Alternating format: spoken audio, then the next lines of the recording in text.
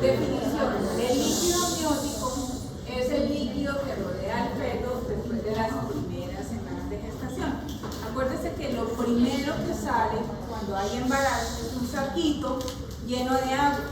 Entonces, el líquido amniótico siempre va a estar acompañando el embarazo. Luego, siempre es necesario que haya líquido amniótico. En embarazos tempranos, cuando no vemos líquido amniótico, eso es de mal pronóstico. Entre más temprano encontremos que el líquido amniótico no es normal, peor pronóstico va teniendo el embarazo. Este líquido amniótico tiene diferentes fuentes según la edad gestacional. Generalmente, a principios del embarazo, viene todo el plasma de la materna, pero ya cuando hay embrión puede venir de otras fuentes, como van a ver más adelante. ¿Qué características tiene este líquido? Que es claro, blanco grisáceo o ámbar.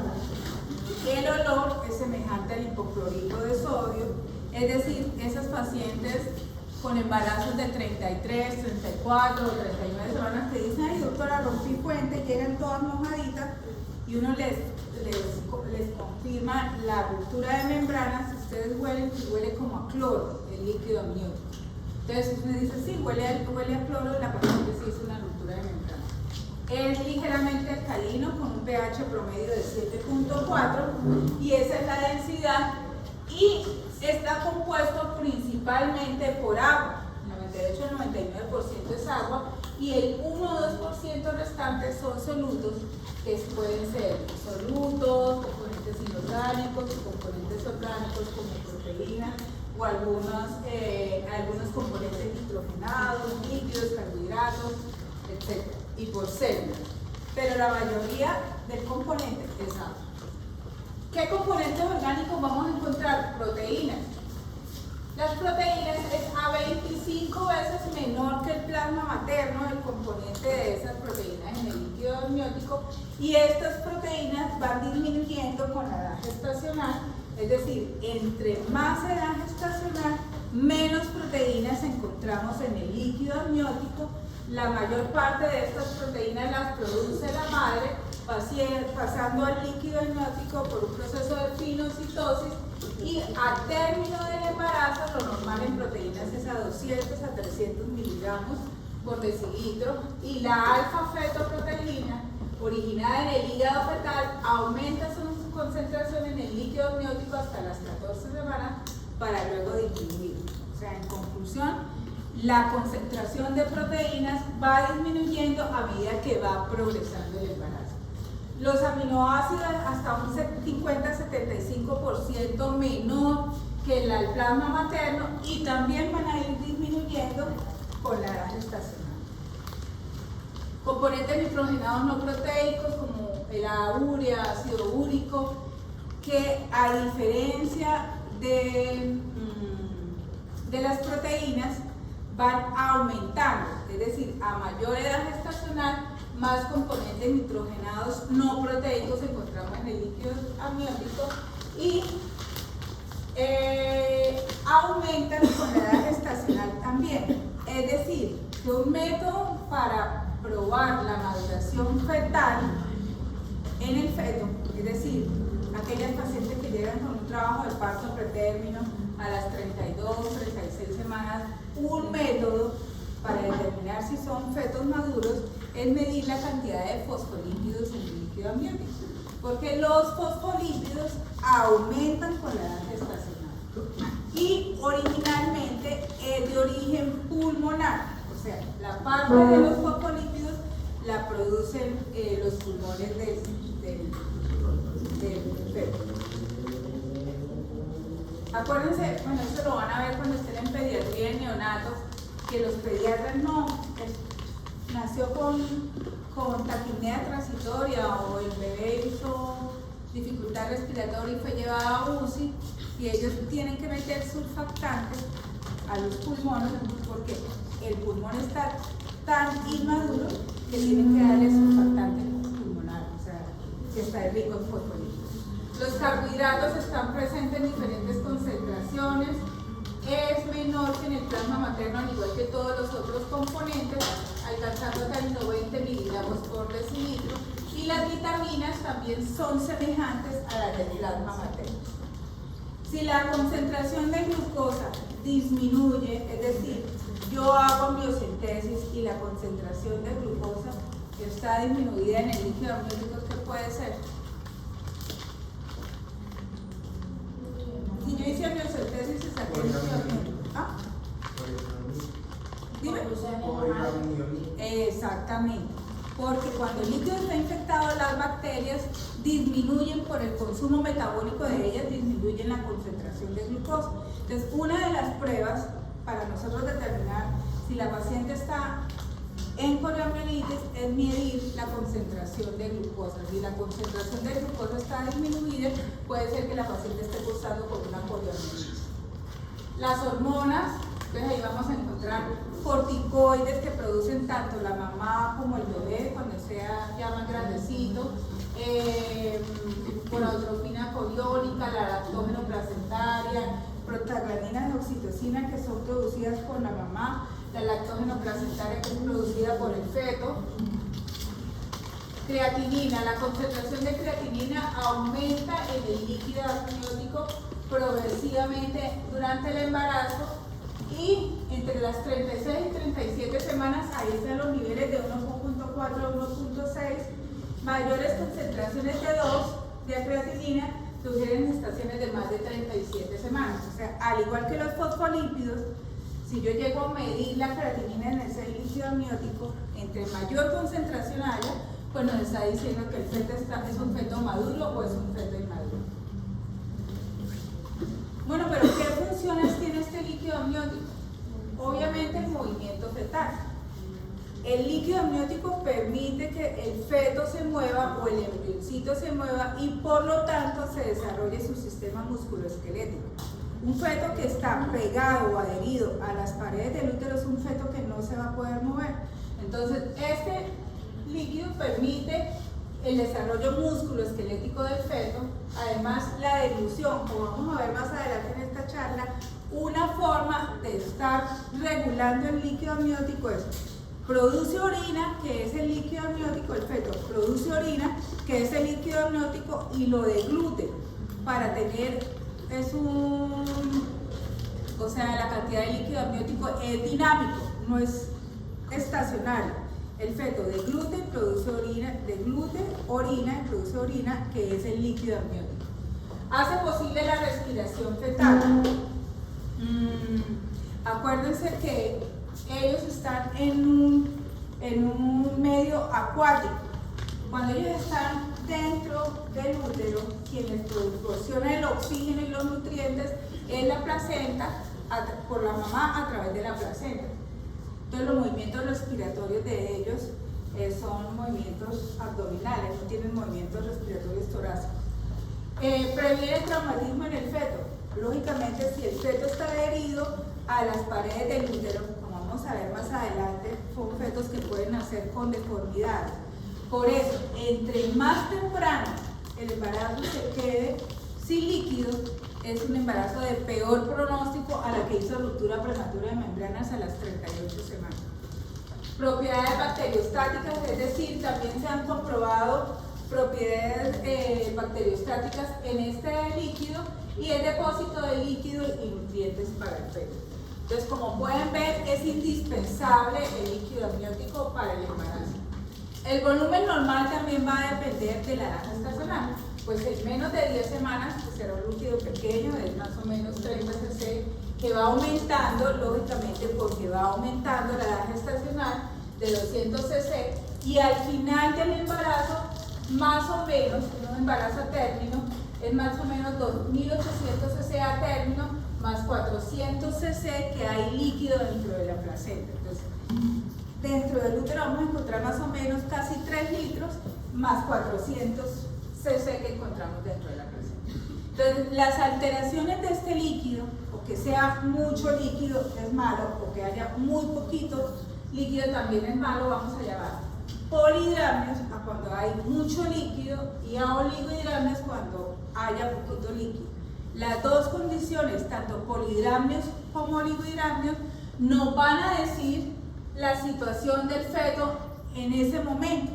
Es decir, las alteraciones del líquido amniótico nos puede llevar a muerte fetal o a monitoreos fetales no tranquilizantes, es decir, que nos indique el monitoreo que el bebé está en hipoxia, admisión por lo tanto a UCI neonatales, aspiración de meconio, muerte neonatal, parto prematuro, diabetes, es decir, esa cantidad de líquido amniótico, si está alterado, es un predictor de otras complicaciones que pueden darse en la materna o en el feto. Cuando no, por ejemplo, los trastornos hipertensivos se caracterizan porque hay oligohidramnios, poquito líquido. La diabetes se caracteriza porque hay polihidramnia, es decir, para nosotros un factor predictor de fetopatía diabética es la cantidad de líquido. Cuando encontramos en una paciente con diabetes gestacional el líquido aumentado, es un índice para nosotros que nos está diciendo la mamá no está haciendo buen control de su azúcar porque tiene una diabetes y el líquido está aumentado. Anomalías fetales, o sea, las pacientes que el feto trae una malformación renal o algún trastorno de la delusión, el trastorno de la delusión me va a dar mucho líquido, o alguna malformación renal a poquito líquido. Entonces, entre más temprano aparezca, nos va a decir si el paciente viene con una malformación congénita o no. Entonces, siempre el polihidramnios y el oligohidramnios va a estar, es un predictor de cómo está el feto en esos momentos. Las fuentes, este líquido según la edad gestacional viene de diferentes fuentes, entonces cambia a lo largo de la gestación. En el periodo embrionario, el embrión recibe en 2 sacos llenos de líquido. Tenemos la cavidad exocelómica, que es similar al plasma materno, inicia la 7ª semana, tiene un pico a las 10 semanas y desaparece a las 12, 14 semanas. ¿Por qué desaparece? Porque ya aparece la placenta y la fusión del colon y del amnios y la cavidad amniótica interna. Eso es embriología. Entonces aquí tenemos la cavidad exocelómica, que es esta, y el otro saco que es la cavidad amniótica interna. Entonces, al principio, cuando el blastocisto se está formando, se está implantando, se está dividiendo en el periodo embrionario, tenemos esos dos sacos llenos de agua y la composición de ese líquido es similar a la del plasma materno y muy diferente del líquido amniótico, lo que sugiere que el plasma materno es la que produce ese líquido, porque ahí no hay placenta y es muy similar ese líquido al plasma materno. Luego los estudios han dicho que proviene de la mamá. Sin embargo, no se ha definido una vía para la circulación de fluido desde el plasma materno a la cavidad exocelómica. Se cree que las secreciones de las glándulas endometriales del útero pueden ser su fuente y la causa de la desaparición del fluido celómico es desconocida. Es probable que los solutos y el líquido de la cavidad exocelómica crucen la membrana amniótica en el líquido amniótico y que el fluido celómico es una fuente de líquido amniótico al inicio de la gestación. Entonces aquí vemos un embarazo anembrionado. Fíjense que está el saco gestacional, la vesícula, pero no hay embrión y sin embargo hay líquido. Entonces por eso pudieron concluir que este líquido proviene del plasma materno, no tiene nada que ver con el feto o con el embrión. Porque a pesar de un embarazo anembrionado, cuando ustedes vean abortos, entonces hay líquido, hay cavidad, hay saco, pero no hay embrión. Pero bueno, el embrioncito no interviene en la fuente o en la producción de este líquido. En la primera mitad del embarazo, ya cuando el fetico formó sus riñones, el líquido va a provenir de los riñones del feto, es decir, de la orina fetal, más o menos a las 10 semanas. Y va a haber un flujo transmembranoso a través del amnios y un flujo intramembranoso a través de los vasos fetales a la placenta y un flujo transcutáneo de las 22 a las 25 semanas antes de que ocurra la queratinización. O sea, en la primera mitad del embarazo, ese líquido viene de los riñones del feto a través de la orina, del flujo transmembranoso a través del amnios del transcutáneo cuando no ha sucedido la queratinización de la piel del bebé, ese líquido que es poquito, porque lo que más lo produce es los riñones del feto. Y después de la segunda mitad del embarazo, ya finalmente la micción fetal es el principal regulador de este líquido. O sea, ellos van a producir 800 a 1200 cc en promedio de 1 litro. Luego todo el líquido amniótico recircula, como les decía, ellos orinan y nunca es estático, orinan y degluten, y así mantienen regulado la cantidad de líquido amniótico. También viene del flujo intramembranoso 400 cc a través y hacia los vasos fetales en la superficie de la placenta, permitido por la hipotonicidad del líquido amniótico. Una osmolaridad de 200 cc es la osmolaridad del líquido amniótico de la deglución, del flujo transmembranoso, que es muy poquito, y del flujo transcutáneo. Entonces, en conclusión, tenemos 5 procesos que vamos a tener en la regulación del líquido amniótico. La micción fetal, que es el principal aporte de líquido amniótico en los riñones del feto, y él va a orinar más o menos el 30% de la superficie del peso, no de la superficie, del peso. Más o menos el 30% el líquido, lo llevan al líquido amniótico.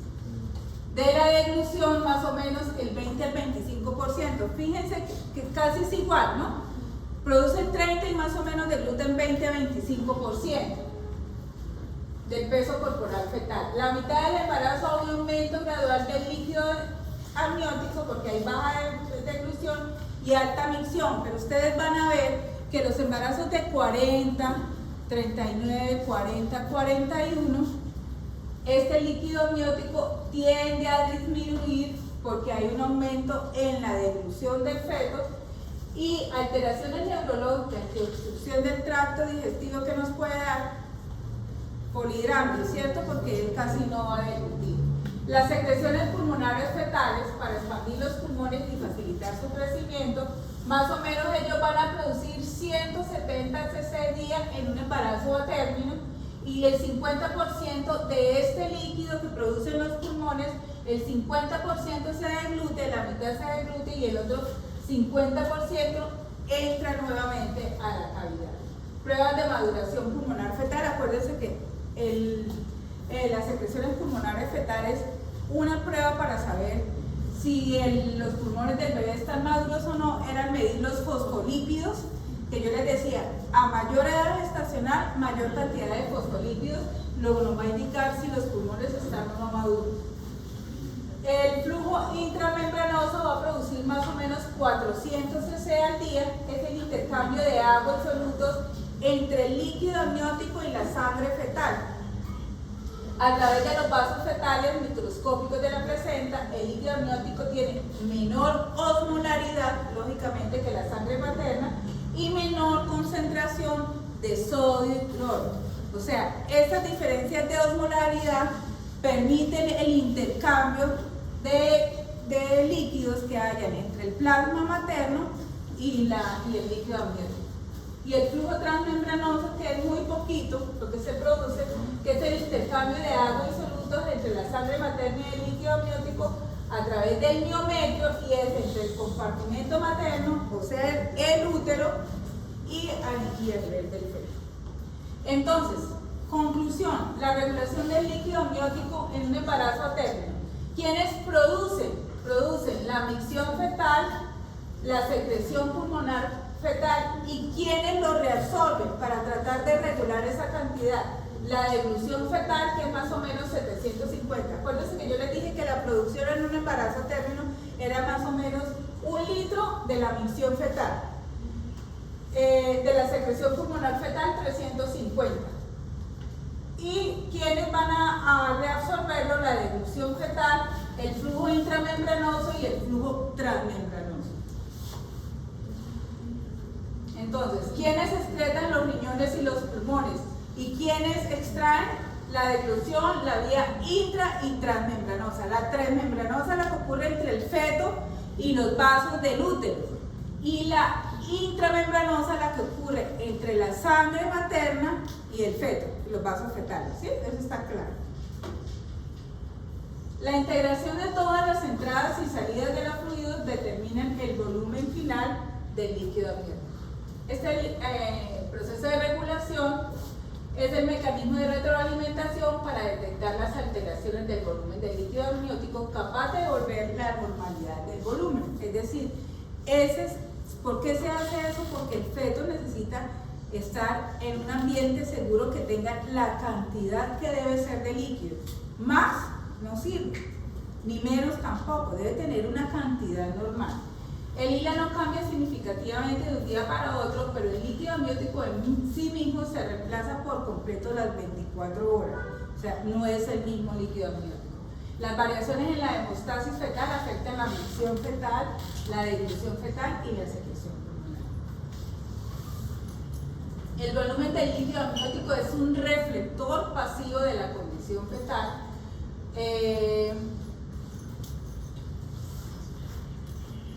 Por ejemplo,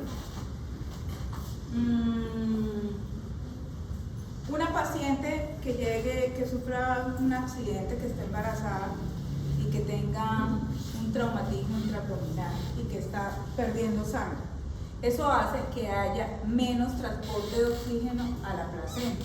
El menos transporte de oxígeno a la placenta hace que el feto esté hipoperfundido, ¿cierto? Por lógica. Entonces el feto, para proteger órganos vitales para él, empieza a hacer vasodilatación de la arteria cerebral para proteger el cerebro y empieza a hacer alteraciones de la umbilical, aumentando la pulsatilidad y protegiendo también el corazón. Entonces, ¿qué va a hacer? Como hay una hipoperfunción, casi no va a llegar oxígeno a los riñones, luego por lo tanto se traduce en una disminución del líquido amniótico porque está llegando menos oxígeno a los riñones. Entonces hace que llegue más oxígeno al cerebro y al corazón y que llegue menos. Entonces eso se va a traducir en la cantidad de líquido amniótico. Entonces, disminuido, cuando hay líquido amniótico disminuido, nos puede significar o que hay menos flujo sanguíneo fetal o que hay menos flujo renal, que por lo tanto hay menos orina fetal y eso se va a traducir en un oligohidrato. O alteraciones en la difusión fetal, que el feto tenga alguna malformación a nivel cerebral donde no le permite madurar el proceso de la deglución porque es un feto inmaduro por algo cerebral, es decir, que tenga alguna malformación anencefalia o que tenga una obstrucción intestinal, es decir, algo a nivel del esófago, como vamos a ver. Entonces, no permite deglutir, entonces eso va a estar traducido en un polihidrato. O que haya una enfermedad materna, lo que les decía, que la paciente tenga un trauma, que la paciente llegue deshidratada, pues al llegar deshidratada hay menos perfusión hacia el bebé, por lo tanto se va a traducir en el líquido amniótico. La paciente tenga una diabetes, como tiene la sangre materna, tiene azúcar aumentada en sangre, esa azúcar aumentada en sangre hace que haya azúcar aumentada en el feto y por lo tanto haya poliuria en el feto y eso se va a traducir en un polihidrato. Luego, básicamente lo que les quiero mostrar, lo que ya les he dicho desde el principio de la charla, que la medición del líquido amniótico o la cantidad de líquido amniótico para nosotros siempre nos va a decir una forma indirecta de cómo está el feto en esos momentos. Entonces, esto es lo mismo para decirles lo mismo que ya les había dicho. Hay unos procesos de orina que permite tener este líquido amniótico. Entonces está aquí dice orina fetal producida por los riñones, que más o menos, yo les dije que más o menos eran 2.800 a 3 litros a final del embarazo. De 800 a 1000 cc día lo producen los riñones, que es el principal que produce orina fetal, pero también a través de los pulmones, secreción de líquido pulmonar, que es más o menos 100 cc, 170 c al día. ¿Y quienes permiten excretarlo? Entonces permiten excretarlo la deglución, el paso a través de la placa coriónica, que yo les dije, el paso transmembranoso e intermembranoso, o sea, transmembranoso a partir de los vasos del útero o intramembranoso a partir de los vasos de la sangre materna. Eso es para medir, mostrarles en este plano cartesiano. Aquí estamos mostrando la cantidad de líquido amniótico y cómo se comporta este líquido amniótico a medida que va pasando la gestación. Entonces mire que a la primera, hasta una semana, más o menos semana 33, semana 34, el líquido amniótico aumenta, pero ya en embarazo a término, como aumenta la deglución del bebé, este líquido se está disminuyendo. ¿Eso qué quiere decir? Por ejemplo, si llegó una paciente de 41 semanas, que llegó, doctora, no arranco trabajo de parto, es una paciente del campo que no ha hecho control prenatal, y ella más o menos en sus cuentas, vengo porque más o menos en mis cuentas ya es hora de tener el bebé, doctora, y no tiene ningún control prenatal, ninguna ecografía, y le hacemos ecografía y la paciente tiene oligohidramios, o sea, quiere decir que es un embarazo posmaduro, porque hay menos cantidad de líquido amniótico. Por eso es, como en la clase que vamos a ver más adelante, en embarazo prolongado, nosotros esperamos hasta las 40 semanas. De las 40 semanas a las 41 semanas, nosotros citamos a la paciente más o menos cada 48 a 72 horas y le medimos el líquido amniótico, uno de los factores que evaluamos para desembarazar ya. Si todo está normal, la podemos desembarazar hasta las 41 semanas. Pero si esa paciente con 40 semanas, 3 días, me muestra que el líquido amniótico está en 5 o por debajo de 5, yo no puedo esperar más y tengo que o hacerle cesárea a la paciente o darle oxitocina para que empiece actividad de trabajo de parto. Entonces lo mismo, miren, cómo se comporta y cómo a medida ya en el paciente, en embarazos post-término, ya empieza a disminuir ese líquido amniótico. Entonces, ¿cómo hacemos la medición? Pero doctora, ¿cómo se hace la medición de ese líquido? Al principio, cuando no había ecografía, hacían métodos, o sea, el líquido lo podemos hacer, medirlo cuantitativamente por métodos directos o por métodos indirectos. Entonces, por métodos directos, ¿qué hacían en el tiempo de antes? Hacían técnicas de dilución, ya sabiendo cuál era la osmolaridad del líquido amniótico, hacían técnicas de dilución, metían un diluyente que le supieran la osmolaridad, sacaban la osmolaridad, inyectaban en la cavidad uterina ese líquido, luego lo sacaban y el cambio de osmolaridad, tienen dos osmolaridades con un volumen que fue el volumen que ustedes saben que le inyectó, podían definir el volumen que había en la cavidad uterina. O por métodos indirectos que lo hacemos a través de la ecografía.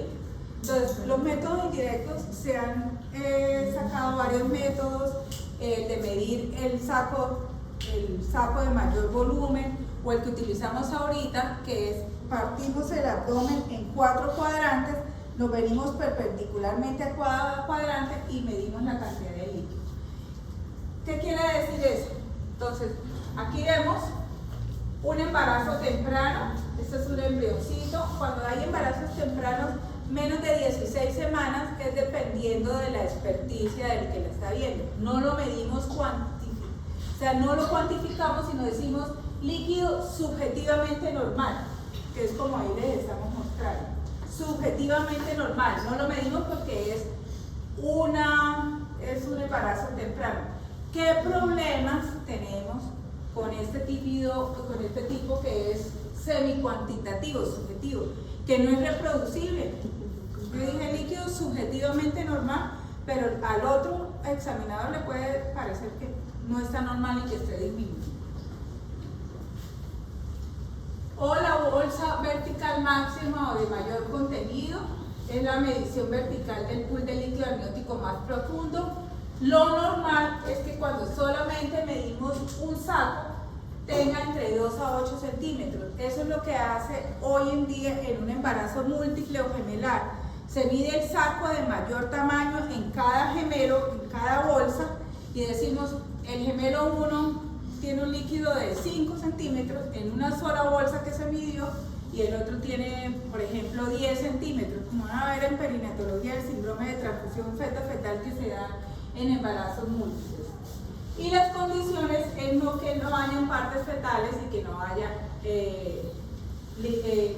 cordón. Entonces les dije, medíamos el abdomen de la embarazada en 4 cuadrantes, nos vamos perpendicularmente, y como ya les había dicho en la anterior clase, en ecografía todo lo negrito, lo hipoecogénico es líquido, y todo lo hiperecogénico, o para que me entiendan, lo blanquito es soluto. Entonces esto es placenta y nosotros medimos la cantidad de líquido donde no haya ni partes fetales ni placenta. Entonces las técnicas ecográficas, el índice de líquido amniótico que fue por Filler en 1987, aquí vemos que el abdomen lo medimos en 4 cuadrantes y empezamos a cuantificar el líquido en cada cuadrante. Él propuso que un líquido entre 5 y 25 era un índice completamente normal. Por encima de 25, es decir, la sumatoria de los 4 cuadrantes, por encima de 25 centímetros es un polihidramnios, y por debajo de 5 centímetros es un oligohidramnios. Entonces miren, eso son ecografías donde el bebé casi no tiene líquido, ¿sí ven? En cambio en esta ecografía miren que este es un polihidramnios, y la de 29, miren que aquí hay muchísimo líquido, y al sumar los 4 cuadrantes el hila de 29. Entonces Pilar dijo que por encima de 25 era un polihidramnios cuando sumábamos, y por debajo de 5, como dice acá, y la de 4.3 es un oligohidramnios. Bueno, entonces lo de 5 a 24, rango de referencia. Hoy en día que estamos utilizando, que como este líquido no es la misma cantidad en diferentes etapas del embarazo, es decir, tienen más líquido los embarazos de 28 a 30 que el embarazo de 41, entonces ahora lo que se utiliza son, dependiendo de la edad gestacional, en qué percentil va a estar el líquido. Entonces fíjense que, por ejemplo, para una paciente de 26 semanas, en la media el líquido debe estar por 12, ¿cierto? Entonces, según la edad gestacional y según la cantidad de líquido que nos está diciendo el ecógrafo, porque eso lo hace el ecógrafo, dice hila de 11 en percentil, un ejemplo, en percentil 37 para esa edad gestacional.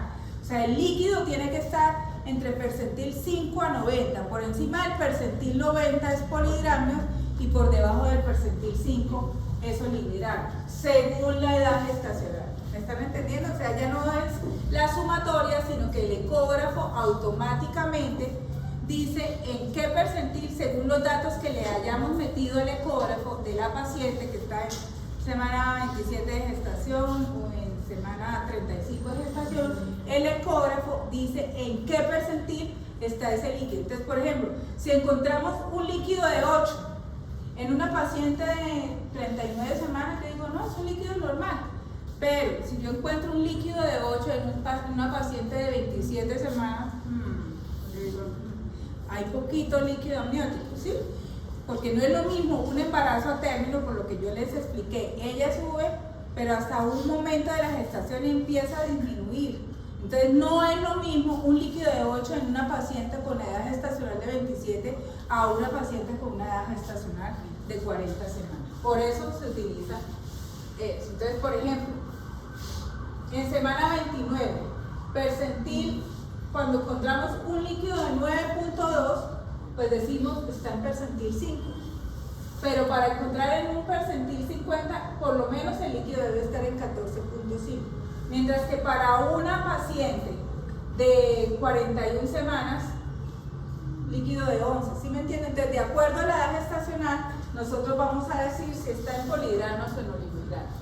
Entonces, alteración en el volumen del líquido amniótico, por eso yo les decía que cualquier alteración de este líquido, sea oligo o sea poli, va a resultar en cómo está el bebé en estos momentos. ¿A qué llamamos oligohidramnios?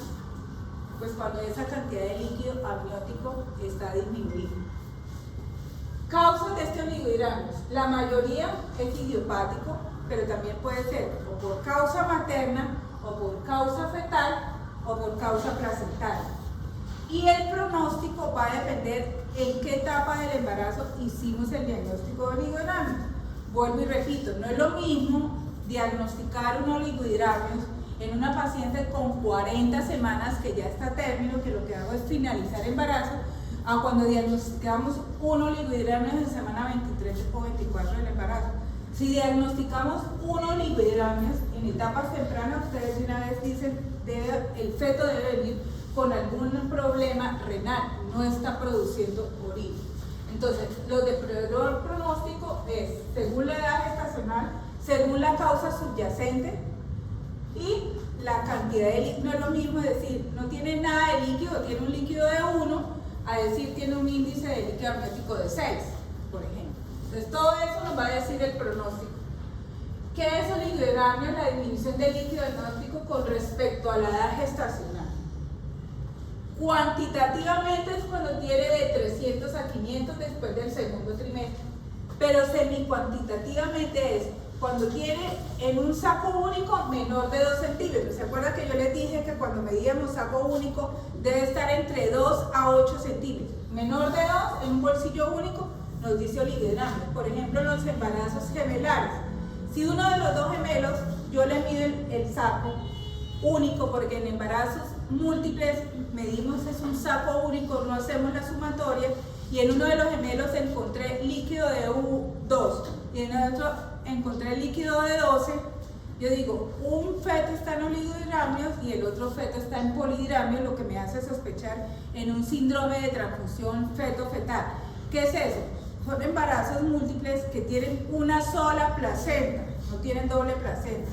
Tienen una sola placenta, están compartiendo placenta. Entonces, un bebé empieza a robarle sangre al otro bebé. Entonces, un bebé que le está robando sangre es un bebé macrosómico con polihidramios y que finalmente muere en falla cardíaca por la cantidad de volumen, y el otro bebé es un retardo de crecimiento intrauterino que casi no crece porque le están robando oxígeno y está en oligohidramios. Eso hace pensar en un síndrome de transfusión feto-fetal. O que sea menor al quinto percentil, como yo les decía en la tabla, o que tenga un líquido menor de 5 centímetros. Todo eso son conceptos de oligohidramios. Etiología entonces va a depender si es de inicio temprano o si es de inicio tardío. Si es de inicio tardío, ustedes pueden decir, ya la placenta está muy madura, está calcificada y es de origen placentario, o los trastornos hipertensivos y los retardos de crecimiento intrauterino llevan a inicio tardío. Pero cuando se presenten en una etapa temprana del embarazo, ustedes dicen que son los menos comunes, pueden pensar en malformaciones congénitas del feto. Entonces, causas de oligohidramios maternas asociadas a insuficiencia placentaria, por ejemplo, las pacientes que son hipertensas crónicas, o que tienen preeclampsias, o que tienen nefropatías, o que tienen alguna trombofilia, o que tienen una enfermedad inmunológica, la causa materna es oligohidramios.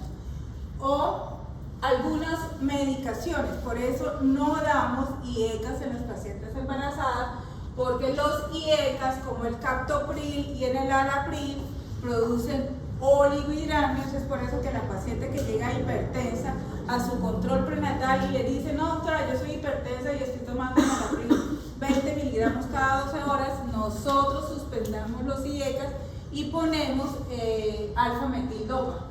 O de origen placentario, por ejemplo, un abrupcio, un desprendimiento forzado de la placenta por un trauma.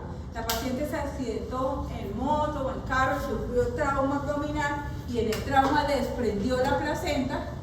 Al desprenderse la placenta, eso significa que se rompió la fuente y puede haber un oligohidramio, o el síndrome de transfusión feto-fetal, que un bebé le empieza, como es una sola placenta, empieza a robarle sangre al otro, y un bebé tiene polihidramios y el otro bebé tiene oligohidramios.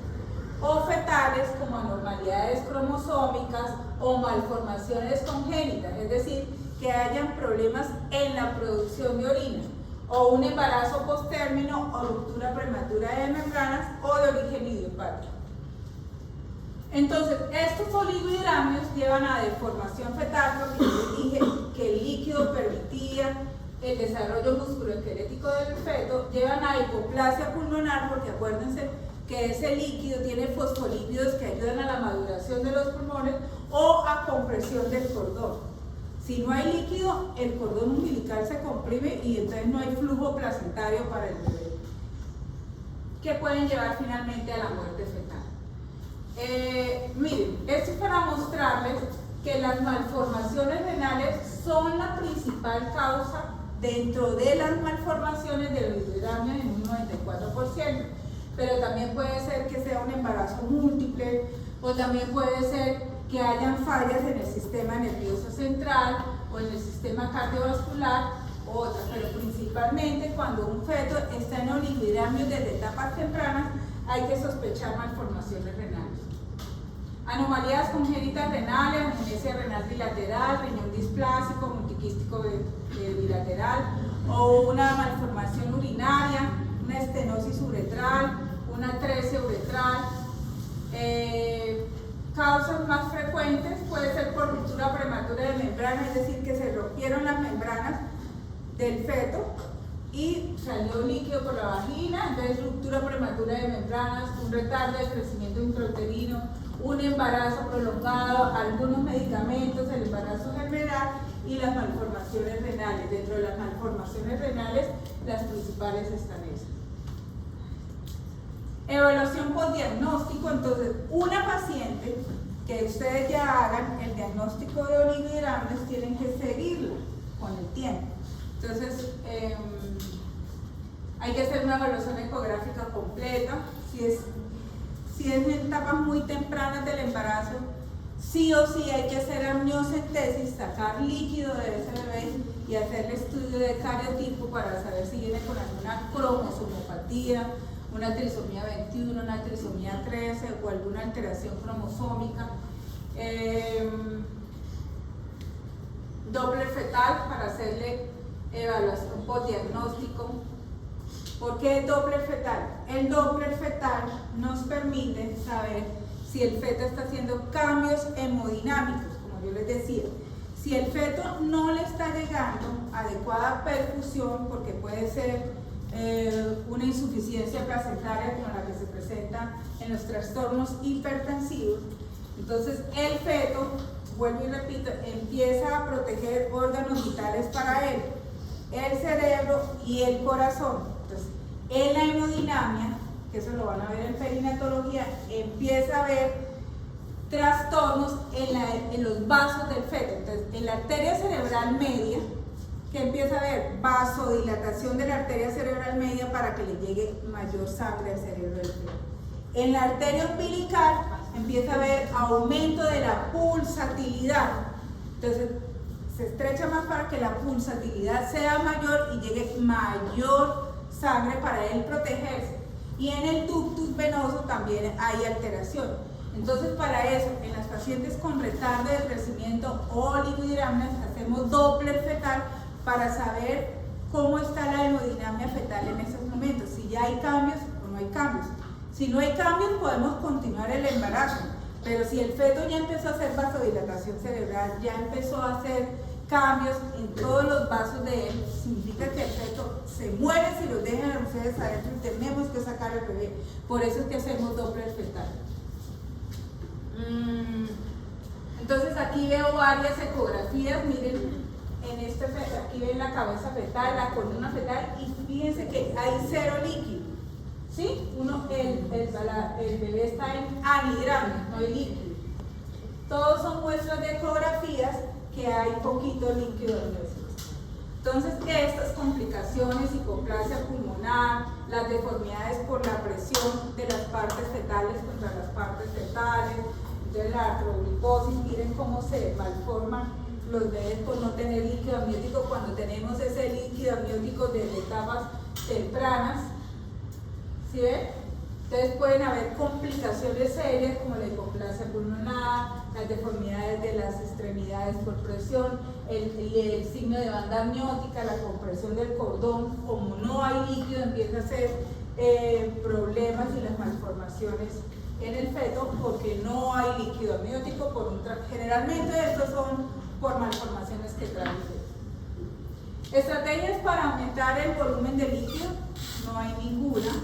No hay ningún tratamiento eficaz a largo plazo. De pronto, en la época de residente, lo que uno veía hacer es que si la mamá no tenía líquido y ustedes ven que hay meconio, o sea que el bebé se hizo popó, lo que hacíamos es durante el trabajo de parto hacer amniinfusión, metíamos una sonda por el cuello del útero y le inyectábamos solución salina para evitar que el bebé comiera ese meconio. Ya no se hace, la verdad. Cuando un bebé está sin líquido, pues no la llevamos a trabajo de parto, sino que la operamos porque pueden entrar en asfixia fetal si no hay líquido. En pacientes que la causa sea materna, por ejemplo por un trauma o por deshidratación, pues sí, hidratamos a la paciente. Pero por otras causas no, si es placentaria o si es por otras causas, no hay ninguna estrategia que aumente el líquido amniótico. En terapia de investigación habían hablado de la desmopresina, hidratación oral, eso no funciona en selladores de tejidos para aquellas pacientes que hacen ruptura de membranas a etapas tempranas de 30 semanas. Indicaban selladores de la bolsa, ponerle un sellador para que no siguiera perdiendo, eso tampoco da resultado. Y también en otros tiempos se utilizó el sildenafil para aumentar este líquido amniótico y definitivamente no trae ningún beneficio. Luego podemos decir que no hay ninguna estrategia que nos aumente este líquido. Por ejemplo, decirle a un médico a una paciente con oligohidramnios, la voy a incapacitar y esté en reposo absoluto a ver si logramos aumentar el líquido. No se puede. Y el pronóstico, como les dije al principio, va a depender de la causa, de la edad del que diagnosticamos ese oligohidramnio, de la duración. Entonces vamos a pensar si vemos un líquido amniótico en el periodo embrionario disminuido, pues eso para nosotros es una muestra de que el embarazo no es viable. O sea, no puede ser viable que el bebé se quede, que el embrión se quede sin líquido desde etapas iniciales del embarazo. De los del segundo trimestre son de mal pronóstico, generalmente causan muerte fetal o neonatal, es decir, que el recién nacido se muere en unidad de cuidados intensivos a las pocas horas de nacer, depende de la causa y la magnitud del líquido amniótico. Las que son al final del embarazo, aunque el hilo no está disminuido, de buen pronóstico, se les hace seguimiento, como yo les dije, cada 1 o 2 semanas, y si ya la paciente progresa a retardo de crecimiento intrauterino con un Doppler alterado, pues finalizamos gestación.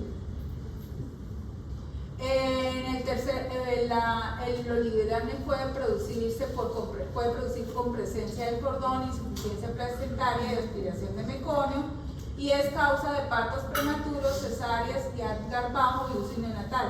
Es decir, si un bebé se me quedó sin líquido a las 34 semanas, tengo que sacarlo. Entonces es responsable de partos prematuros, es responsable de cesáreas, porque un bebé sin líquido no lo voy a llevar al trabajo de parto, y a que aumente la incidencia de bebés en la UCI. Hacemos control prenatal con monitoreos fetales, con ecografías con perfil, y hacemos Doppler si ese oligohidramnio está asociado a retardo de crecimiento intrauterino. Entonces, ¿cuándo finalizamos gestación? Dependiendo del oligohidramnio y dependiente de la causa específica. Ustedes se van a dar cuenta que algunas malformaciones que se encuentran en la semana 20-24 en la ecografía de tercer nivel, pues le dicen, el bebé no solamente tiene malformaciones renales, sino que tiene malformaciones cardíacas o tiene malformaciones cerebrales. Es un bebé que nace y muere, entonces llegan a la interrupción voluntaria del embarazo a estas pacientes. Si ve que el bebé tiene más malformaciones, ¿para qué van a hacer? Entonces podemos finalizar gestación. aquellos oligohidramios idiopáticos que definitivamente no sabemos, no hay causas maternas ni causas placentarias, esperamos más o menos hasta las 37-38 semanas o hasta semana 39 con perfiles de biofísicos y monitoreos normales. Bueno, ¿qué hora es? ¿Cómo? 6:24. Hasta ahorita no alcanzo o terminemos rápido polihidramio y solamente quedaría pendiente una clase.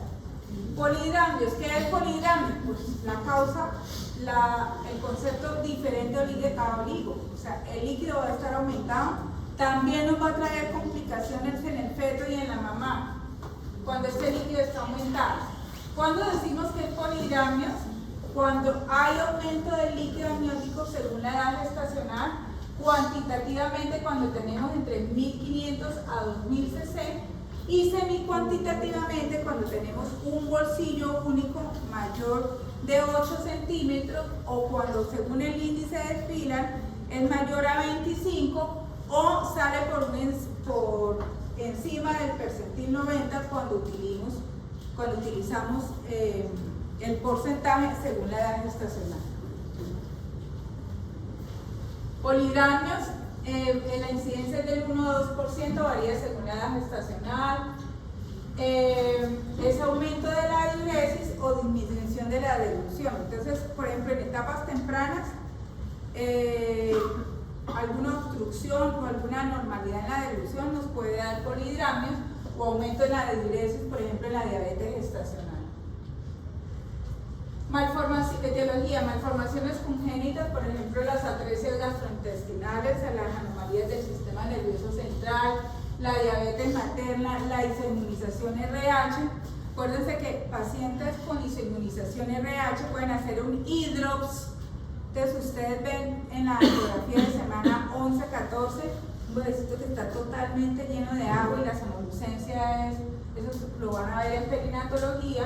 La gestación múltiple, yo les dije que un feto estaba en oligohidramios y el otro fetico estaba en polihidramio en el síndrome de transfusión feto-fetal, las infecciones maternas y las causas idiopáticas. Esto también es pregunta de previo. La principal causa de polihidramio no es la diabetes gestacional. La principal causa del polihidramio es de origen idiopático, es decir, no se sabe por qué el bebé viene con polihidramio. Según, estas son una medida si es un polihidramio leve, es un polihidramio moderado o un polihidramio severo. En aquellas pacientes que el bebé viene con alguna malformación o algún trastorno del sistema nervioso central, es decir, que el bebé no deglute, al final en edades gestacionales entre 30 y 34 crece tanto la altura uterina por el polihidramio que a la materna toca hacerle extracción del líquido amniótico para que pueda respirar, porque estas alturas uterinas tan gigantes producidas por el polihidramio severo causan dificultad respiratoria en las mamás. Anomalías congénitas, el grado de polihidramio, si es polihidramio severo, es decir, aquellos polihidramios que están en 35 y 42, el polihidramio es muy severo, ustedes dicen el bebé debe venir con algo, con algún trastorno de la deglución. Representa un tercio de los embarazos con polihidramios, anomalías en la deglución y la mayoría de estos polihidramios por malformaciones son polihidramios severos. ¿Qué cromosomopatías causan polihidramios? La trisomía 18, la trisomía 21. ¿Sí? Esto es para mostrarles que varios autores hicieron estudios y varios durante lo largo del tiempo se ha determinado en los diferentes estudios que la principal causa de polihidramios, miren, es el polihidramio de origen idiopático. Le siguen en su orden la diabetes gestacional y luego las anomalías fetales. ¿Sí? Bueno, entonces, por ejemplo, daños en la deglución, pacientes con adenencefalia o holoprosencefalia, pacientes con alguna alteración, por ejemplo, pacientes con labio leporino y paladar hendido, o pacientes con micrognatia, que esto sea muy pequeño, pueden tener fallas en la deglución, o una compresión o obstrucción traqueal, por ejemplo, las pacientes con anomalía venolinfática del cuello, o estado cardíaco de alto rendimiento, la anomalía de Epstein, la tetralogía de Fallot, o pacientes con obstrucción gastrointestinal, que es la principal causa en malformaciones, es decir, cuando viene una atresia cefálica o una atresia duodenal, que no haya esófago o que no haya duodeno, pues cómo orina, cómo pasa en la deglución a los riñones, entonces eso también es una causa de polidramios, o cuando haya una malformación renal urinaria. Entonces, la diabetes gestacional, que yo les dije que era la segunda causa de polidramios, acuérdense que la diabetes gestacional es hiperglicemia materna, que nos va a llevar a hiperglicemia fetal, y eso va a hacer que aumente la diuresis y aumente la osmolaridad fetal, y por lo tanto el bebé tiende a hacer polidramias para regular eso. Estos bebés, hijos de madres diabéticas, cuando nacen, tienen riesgo de hacer hipoglicemia temprana, ¿sí? Hipoglicemia temprana y hipocalcemia. Entonces, estos bebés, cuando nosotros desembarazamos el hijo de una madre diabética y que tenga signos de fetopatía diabética, ¿cuáles son los signos de fetopatía diabética? O que tenga un gran polidramio o que sea muy grande. O sea, para nosotros un bebé, un feto que encontremos con polidramios o que sean mayor del percentil 90 en crecimiento, decimos que la materna no está haciendo buen control de su diabetes y toca sacar el bebé porque el bebé puede hacer muerte súbita. Ese es el problema de la diabetes, que el bebé se nos puede morir en cualquier momento y producir un mortinato fetal. Entonces, el síndrome de transfusión feto-fetal, ahí están, que es el embarazo múltiple, idiopático, que es la principal causa de polidramios, es un hallazgo incidental en la ecografía de tercer trimestre. Generalmente esos polidramios idiopáticos son polidramios leves que van a resolver espontáneamente y son de buen pronóstico. Entonces, ¿cómo es la clínica de una paciente con polidramios? Vemos que es una paciente que tiene la altura uterina aumentada para la edad gestacional, que aumenta el tono uterino. Ustedes van a tocar y esa barriga es dura porque el tono uterino, porque el sobrecrecimiento va a estar de mayor tono. Por el mayor tono, por lo duro, no van a ser ustedes capaces de palpar las partes fetales cuando vean en las maniobras de Leopold si está cefálico, si está podárico, con las maniobras de Leopold, porque está aumentado, entonces el útero es muy duro, que no les pueden permitir a ustedes. Y en aquellos polidramios muy severos vemos a las mamás con dificultad respiratoria. Aquí vemos fetos en la ecografía con polidramios, ¿sí? Como lo vemos en ecografía, y los resultados adversos. Entonces yo ya les expliqué cuando teníamos un feto en oligodramios qué podía pasar. ¿Qué puede pasar ahora en un poligramio? Compromiso respiratorio materno, que haya ruptura prematura de las membranas, un útero que está sobredistendido con una bolsa que está sobredistendida, puede romper membranas no a las 38-39 cuando sea un embarazo término, sino a las 33-34 semanas secundaria al poligramio, y darnos, por lo tanto, trabajos de parto prematuros a malposiciones fetales, que el feto no esté en cefálico, sino que venga transverso, o sea, no se logre encajarse, gracias, que no logre encajarse en la pelvis materna o abrirse de la placenta. Una mamá que está en polidramios, que tiene líquido amniótico aumentado, acuérdense que el líquido también permite que la placenta esté adherido a las paredes del útero.